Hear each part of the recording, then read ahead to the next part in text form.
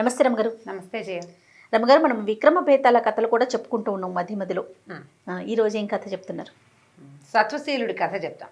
కొంచెం డిఫరెంట్గా ఉంటుంది. పట్టుబదలిన విక్రమార్కుడు మళ్ళీ వెనక్కి శ్మశానం లోపలికి నడిచెళ్ళాడు.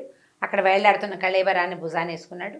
దాన్ని ఆశ్రయించుకుని ఉన్నటువంటి భేతాళుడు మళ్ళీ కొత్త కథ చెప్పడం మొదలుపెట్టాడు. ఇప్పుడు ఈ మధ్య చెప్తున్నవన్నీ ఒరిజినల్సే, కల్పితాలు కాదు, నిజంగా మొదటి కథలు అన్నమాట ఇవి. ఇది కథా సరిత్సాగరంలోనే ఉన్నాయి ఈ కథలు. అయితే ఏం చెప్పాడంటే, పూర్వం తామ్రలిప్తి అనే నగరానికి సింహకేతు అని ఒక రాజుగారు ఉండేవాడు. చాలా గొప్ప పేరున్న రాజు. అయితే ఆ కాలంలో ఏమిటంటే రకరకాల వాళ్ళు క్షత్రియులు కొంతమంది ఆస్తులు పోగొట్టుకుని, పెద్దవాళ్ళని పోగొట్టుకుని, యువకులే మిగిలిపోయి అలా కొన్ని కుటుంబాలు ఉండేవి. క్షత్రియ యువకులందరినీ సైన్యంలో చేర్చుకునేవాళ్ళు. రాజసేవకి క్షత్రియులు ఉండేవాళ్ళు. అట్లా ఈ సింహకేతు దగ్గరికి సత్వశీలుడు అని ఒక కుర్రవాడు ఉద్యోగంలో చేరాడు. అయితే కొంచెం కష్టంగా ఉండేది ఆయన జీవితం. సరే, ఎక్కడ రాజుగారి దగ్గర కాపలా ఉండేవాడు. అయితే ఈ రాజుగారు ఏంటంటే కొంచెం ఆయనకి వేట మీద కొంచెం సరదా ఉంది. ఒకసారి వేటకెళ్ళారు. వేటకెళ్తే ఇప్పుడు వీళ్ళు ఏంటంటే రాజు గుర్రం మీద రాజు వెళ్తే కొంతమంది సైనికులు ఆయన వెనకాల వెళ్తారు. నడిచి పరిగెత్తి వెళ్ళే వాళ్ళు ఉంటారు. అవును, గుర్రంతో పాటు వెనకాల పరిగెట్టుకుంటూ వెళ్తారు. వాళ్ళకి అట్లాంటి ప్రాక్టీస్లు ఉంటాయన్నమాట. ఈ మన సత్వశీలుడు కార్పటికుడు అంటారు ఆ క్యారెక్టర్ని. ఆ కార్పటికుడుగా ఈయన వెనకాల పడి తిరుగుతుండేవాడు. రాజు ఎక్కడికి వెళ్తే అక్కడికి వెళ్ళటం, పాకెట్లో కాపలా ఉండటం. అయితే ఏమైంది, ఈ అడవిలోకి వెళ్తే ఒక పంది కనిపించింది వాళ్ళకి, పెద్దది అడవి పంది. దాన్ని తరుముతూ రాజు పరిగెత్తుకుంటూ వెళ్ళాడు. ఆ వెళ్ళటంలో ఏమైందంటే కొంచెం పక్కకి తప్పిపోయాడు అనమాట. తప్పిపోతే మిగిలిన జనం అంతా వెనకబడిపోయారు. కానీ రాజు ఎక్కడుంటే అక్కడుండే అలవాటైన సత్వశీలుడు మాత్రం వెనకాల బయలుదేరాడు, పరిగెత్తాడు. రాజు ఎక్కడికో చేరాడు. తీరా అప్పుడు చూసుకున్నాడు, ఆ పందేమో తప్పిపోయింది. ఇదేమిటి, నేను ఎక్కడికో వెళ్ళాను అసలు. వాళ్ళు ఏం చేశారంటే పటం తెప్పించుకునేవాళ్ళు ముందే. అడవి తాలూకు మొత్తం ఆనుపానులన్నీ తెలుసుకునేవాళ్ళు. తమకి తెలిసిన ఏ గుర్తులు ఇక్కడ లేవు. అప్పుడు అటు ఇటు చూస్తే తన వెనకాల పరిగెత్తుకొస్తున్నటువంటి సత్వశీలుడు కనపడ్డాడు. ఏమిటో, ఎంత ఓపికగా ఇంత దూరం పరిగెత్తుకొచ్చావా, నేను ఒళ్ళుపై తెలియకుండా వచ్చేసాను అంటే, దాని దేవుంది ప్రభు, మీరు ఎక్కడుంటే నేను అక్కడే ఉంటాను అని చెప్పి ఏమన్నాడు. అయితే రాజు అన్నాడు, సరే చూడు, మన దాహం వేసేస్తుంది, గుర్రం కూడా అలసిపోయింది, చూడు ఏదైనా మంచినీళ్ళు దొరుకుతాయేమో అంటే, ఇతను పొడుగాటి చెట్టు ఒకటి ఎక్కి దూరంగా చూసి అక్కడ ఒక ఏరుందని రాజుని నిదానంగా గుర్రం చేయించుకుని, గుర్రం కళ్ళెం పుచ్చుకొని అక్కడికి తీసుకెళ్ళాడు. రాజు దిగి కాస్త మొహం కాళ్ళు చేతులు కడుక్కొని మంచినీళ్ళు తాగుతుంటే, ఈ గుర్రానికి దాని మీద ఉన్నవి అన్నీ తీసేసి దాన్ని బాగా రుద్ది, దాన్ని కొంచెం అలసట తీరాలి కదా, పరిగెత్తింది పాపం. సరే, దానికి కాస్త మంచినీళ్ళు తాగి కాస్త గడ్డి ఉన్న చోట కట్టేశాడు. కట్టేసి ఏం చేశాడు, రాజు కొద్దిగా రిలాక్స్ అవ్వగానే అతనికి ఉత్తరీయం కోసం అన్ని మంచి ఉసిరిక పళ్ళు ఉన్నాయట, ఉసిరికాయలు అనమాట. ఆ ఉసిరికాయలు ఇచ్చాడు రాజుకి తినడానికి. రాజు ఆశ్చర్యపోయాడు. ఏమిటో, ఎక్కడ దొరికినాయి ఇవి నీకు అన్నాడు. ప్రభు, 10 సంవత్సరాలుగా మీ సేవలో ఉంటూ నేను ఇవి తినే బతుకుతున్నాను, రోజు నేను ఉసిరికాయలే తింటాను అని చెప్పేసరికి రాజుకు బాధేసింది. ఏమిటి, నా సేవలో నిత్యం ఉండేవాడు ఉసిరికాయలు తిని బతకాలా? ఆహారం లేదా? వాడికి ఆహారం పెట్టలేదా నేను? అక్కడ బోళ్ళంతమంది ఉంటారు, వాళ్ళతో పాటు వీడు ఉన్నాడు. అది ఒక వ్రతంలాగా ఉసిరికాయలు తింటూ రాజసేవ చేస్తున్నాడు. ఆయనకి చాలా కష్టంతో వచ్చింది. 2 ఉసిరి పళ్ళు చక్కటివి తీసుకున్నట్టు అతను బతిమలాడాడు, తినండి తినండి, ఆహారం లేకపోతే ఎలా ఉంటారు ప్రభు అని. ఉసిరికాయలు తిని మంచినీళ్ళు తాగాడు. నీళ్లు తాగేసరికి ఉసిరికాయలు తింటే ఒక తెల్ల తీపి ఆహ్లాదకరమైన భావన వస్తుంది. ఆయన ఏమనుకున్నాడంటే, ఈ ఉసిరికాయలు ఇచ్చాడు, ఇట్లా ఆహారం దొరకదు, మనిషి సంచారం లేని చోట నుంచి నాకు ఇట్లా ఆహారం ఇచ్చాడు, వీడిని బాగా చూసుకోవాలనుకున్నాడు రాజు.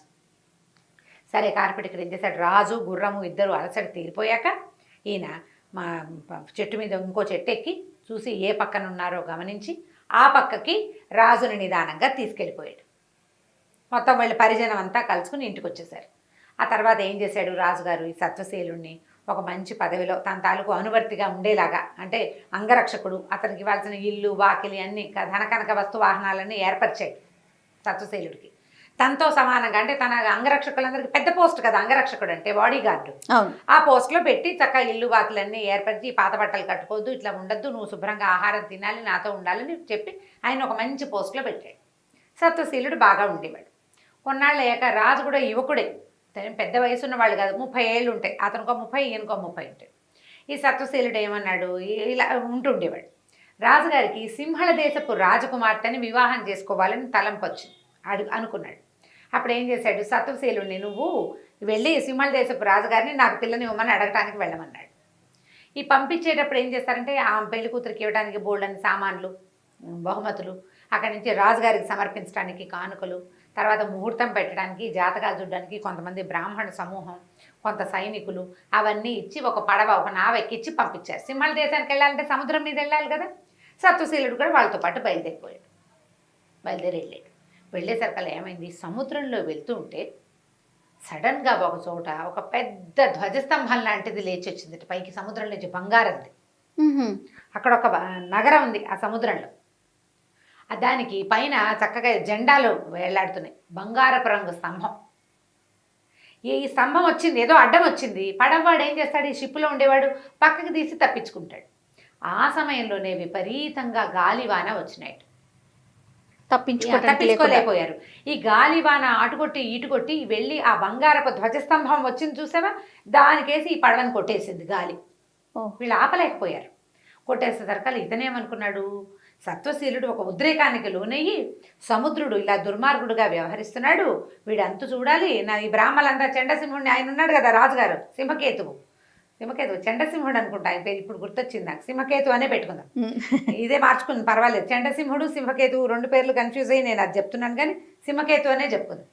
ఆ రాజుని ఎలి కోసం, అయ్యో రాజా ఎక్కడున్నావు, మమ్మల్ని రక్షించని బ్రాహ్మలందరూ అరుస్తున్నారు. మరి కష్టంలో ఉన్నప్పుడు రాజే కదా రక్షించాల్సింది. అరుస్తుండేసరికి ఇతనేమనుకున్నాడు, అయ్యో రాజుకు ప్రతినిధిగా కదా నేనున్నాను, నేను కదా రక్షించాలని ఏం చేశాడు, ఉత్తరం గట్టిగా బిగించి సముద్రంలో దూకేశాడు. సముద్రుడి అంతు చూడ్డానికి ఒక ఒళ్ళు తెలియని వీరావేశంలో.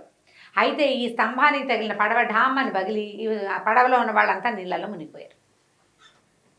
ఈ వెళ్ళిన సత్వశీలుడు ఎట్లా వెళ్ళాడంటే ఈ స్తంభం పట్టుకుని కిందకి వెళ్ళిపోయాడు. వెళ్ళేసరికల్లా ఒక పెద్ద మహానగరం కనపడింది. అక్కడ పెద్ద ఉద్యానవనం, ఆడవాళ్ళు కనిపిస్తున్నారు బాగా. అలా లోపలికి వెళ్ళాడు. సముద్రుడు కనపడలే ఇతనికి, ఏదో నగరం కనిపిస్తుంది, ఆడవాళ్ళు కూడా కనిపిస్తున్నారు లోపల, ఎవరో చాలా అందగత్తెలు. అక్కడి నుంచి అలా నడుచుకుంటూ వెళ్తే ఓ ఉద్యానవనం అయిపోయి ఒక పెద్ద అంతఃపురం లాంటిది కనపడింది. అందులోకి వెళ్ళేసరికల్లా అక్కడ ఉంది మహాసౌందర్యవతి అయిన ఒక స్త్రీ కనిపించింది. అప్పటిదాకా ఎప్పుడు స్త్రీ ఆలోచనలు లేనివాడు ఆ అమ్మాయిని చూడగానే మైమరిచిపోయాడు. ఇతను నోరు తెచ్చుకుని ఆవిడ కేసు చూస్తూ ఉండిపోయాడు. సరే వచ్చిన వాళ్ళు మిగిలిన వాళ్ళు ఉన్నారు కదా చెలికత్తెలు, వాళ్ళంతా అన్నారు, ఏమిటి మీరు మా అమ్మగారు మిమ్మల్ని చూసింది, సరే మీరు ఆవిడతోటి స్నేహం చేద్దురు కానీ చక్కగా స్నానం అది చేసి వద్దురు కానీ అని లేవదీసి తీసుకెళ్ళారు. తీసుకెళ్తే ఇంక అసలు మైమరిచిపోయాడు. ఆవిడ నాతో స్నేహం చేయడానికి, నన్ను పెళ్లి చేసుకోవడానికి రెడీగా ఉందని భావించాడు. ఆమెకేసే అట్లా చూస్తూ మొత్తానికి వీళ్ళు ఏం చేశారు, అటు ఇటు తిప్పి ఒక దిగుడు బావిలోకి దించారు స్నానం చేయమని. ఆ దిగుడు బావిలోకి దిగేసరికి ఎక్కడ తేలేడు ఇతను, దిగ్గానే నీళ్ళల్లోకి మునిగేసరికి స్నానం చేయలే. ఈ మునిగిన వాడు ఆ సింహకేతు తాలూకు అంతఃపురం ఉందా, దాని ఉద్యానవనంలో ఉన్న ఒక చెరువులో తేలేడు. పైకి లేచేసరికల్లా అక్కడ లేడు, సముద్రంలో లేడు ఆయన. వచ్చి తమ అంతఃపురంలోనే, తమ ఊళ్ళోనే, తమ రాజుగారి అంతఃపురంలో ఉన్న ఒక సరోవరం లాంటిది ఒకటి ఉంది, ఇది ఉంటుంది కదా స్విమ్మింగ్ పూల్, అందులో తేలేడు. ఆ నీళ్ళలోంచి పైకి వచ్చిన వాడిని చూసి అంతఃపుర రక్షకులు తెలబోయారు, ఇదేమిటి సత్వశీలుడు ఇక్కడికి వచ్చాడని. లేవదీశారు. పిక్కి చచ్చిపోయి ఉన్నాడు ఆయన. అక్కడ ఏమనుకున్నాడు, ఆ నీళ్ళలో మునిగి స్నానం చేసి చక్కగా అలంకరించుకుని పోయి అమ్మాయిని పెళ్లి చేసుకుందాం అనుకున్నాడు. ఈ లోపల రాజుగారిని పిలుచుకొచ్చారు. రాజుగారు హుటాహుట్టిన వచ్చాడు. సత్వశీలుడు అంటే ఆయనకు చాలా ఇష్టం కదా.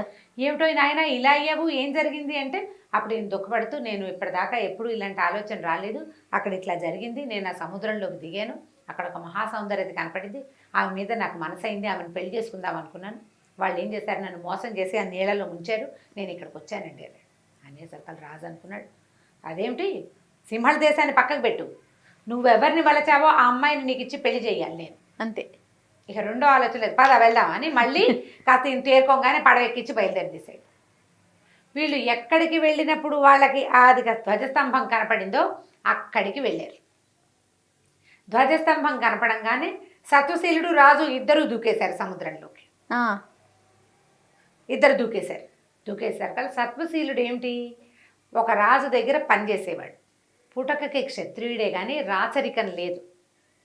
బెబ్బేలు ఎత్తిపోయాడు అతని జనాన్ని చూసి, హుందాగా ప్రవర్తించడం రాలా అతనికి. రాజు సింహకేతు గొప్ప రాజు, చాలా పెద్ద సామ్రాజ్యం ఉంది. ఇంకొక రాజకుమార్తెని పెళ్లి చేసుకోవడం కోసం కొన్ని వేల కోట్ల కానుకలు ఇచ్చి పంపగలిగేంత సత్తా ఉన్నవాడు. ఆయనవి పద్ధతులు వేరేగా ఉంటాయి కదా జనరల్, అంతేగా. అది హ్యాండిల్ చేసేవాడి విధానం వేరే ఉంటుంది. ఈ నీళ్ళలోకి దిగేసరికల్లా ఇది కనపడింది, సామ్రాజ్యం లాగా ఉంది, ఏదో కోట, ఒక ఇది, చాలామంది ఆడవాళ్ళు గీడవాళ్ళు అంతా కనపడ్డారు. ఈ మెతగ్గా సామాన్యంగా నడిచేస్తున్న సత్వశీలుడితో పాటు మంచి గంభీరంగా నడుస్తున్న రాజుగారు కూడా కనపడ్డాడు.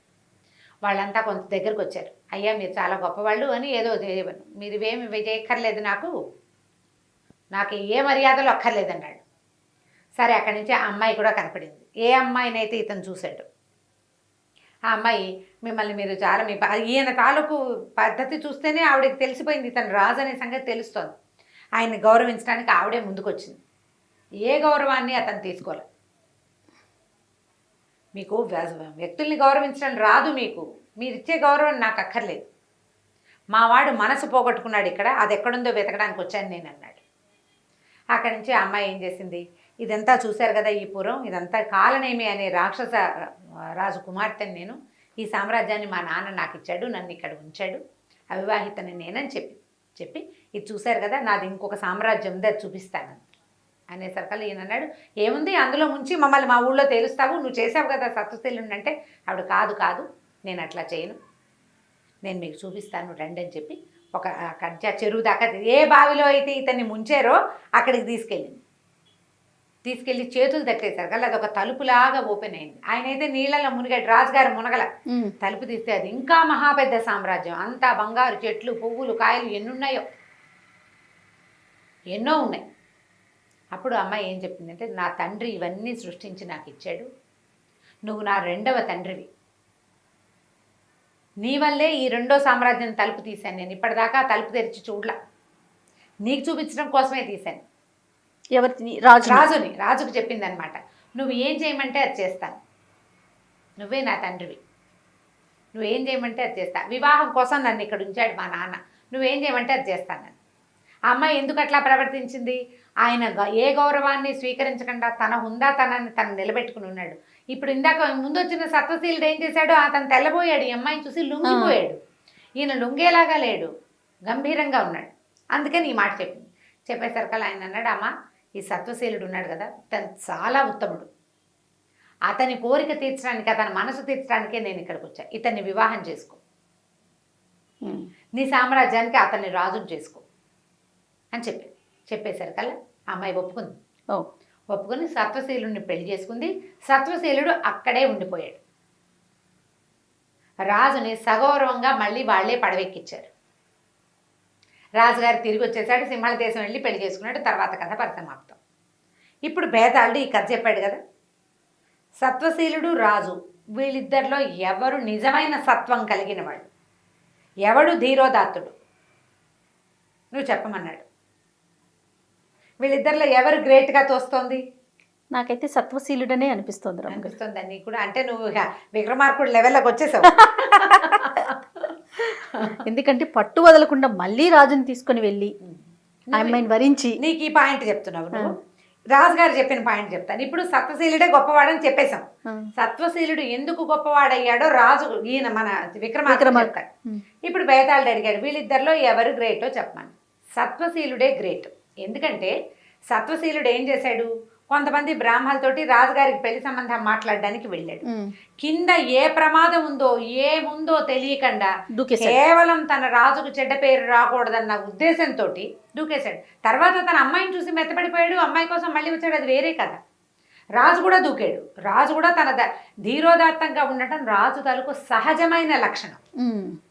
సత్వశీలుడికి సాయం చేయడానికి వచ్చాడు. నీ దగ్గర నువ్వు ఇచ్చిన 2 ఉసిరిక పళ్ళ తాలూకు దీన్ని రుణాన్ని నేను తీర్చుకున్నానని చెప్పాడు రాజు. అతని లక్షణం అది, కానీ సత్వశీలుడి లక్షణం అది కాదు. కేవలం తన రాజుకి చెడ్డ పేరు రాకూడదని తన ఈ ప్రయత్నం చేశాడు, సముద్రంలో దూకేశాడు. ఆ దూకిన సత్వశీలుడే గ్రేట్. అందుకని ఆ మాట చెప్పే రాజుగారు అమ్మాయిని పెళ్లి కొప్పించి పెళ్లి చేసేశాడు అని చెప్పంగానే బేతాళుడు అన్నాడు, రాజా చాలా గొప్ప సంగతి చెప్పావు, అక్షరాల నిజం, సత్వశీలుడు చాలా గొప్పవాడు, అందుకనే అతనికి పాతాళ సామ్రాజ్యానికి రాజు అయ్యే అవకాశం వచ్చింది. రాజుగారి అమ్మాయిని పెళ్లి చేసుకుని రాజు అయిపోయాడు అతను గొప్పతనం వల్లే. కానీ నువ్వు మౌనభంగం చేసావు, నేను పోతున్నా అని శవంతో సహా బేతాళుడు మాయమైపోయాడు. మళ్ళీ విక్రమార్కుడు వెనుదిరిగి శ్మశానంలోకి నడవటం మొదలుపెట్టాడు. వచ్చే భాగంలో ఇంకో కొత్త కథను తెలుసుకుందాం. తప్పకుండా అండి. నమస్తే. నమస్తే జై. ఈ వీడియో కనుక మీకు నచ్చినట్లయితే లైక్ చేయండి, షేర్ చేయండి. మరిన్ని ఇంట్రెస్టింగ్ వీడియోస్ కోసం మా ఛానల్ని సబ్స్క్రైబ్ చేసుకోండి.